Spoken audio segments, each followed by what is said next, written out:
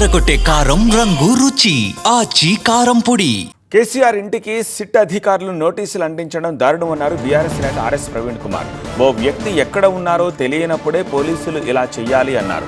కేసీఆర్ ఎక్కడ ఉంటున్నారో మంత్రులకు తెలిసినప్పుడు పోలీసులకు ఎందుకు తెలియదని ప్రశ్నించారు. పొన్నం ప్రభాకర్ గారికి, సీతక్క గారికి, కొండా సురేఖ గారికి ఏమో కేసీఆర్ గారు ఎక్కడున్నారో తెలుసు, ఆ పత్రికలు ఏ విధంగా అయ్యాలో తెలుసు, వారికి అడ్రస్ తెలుసు.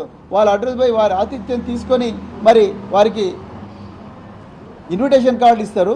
మీరు మాత్రం నందినగర్లో పోయి నోటీసు పేస్ట్ చేస్తారు.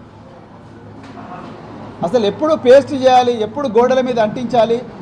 ఒక సాక్షిని కానీ ఇంకొక వ్యక్తిని కానీ పోలీసు వాళ్ళు పరిశోధనకు అవసరం అని అనుకుంటే ఆయన ఎక్కడున్నాడో ముందు తెలుసుకోవాలి. మీకు ఇంటెలిజెన్స్ వ్యవస్థ ఉన్నది.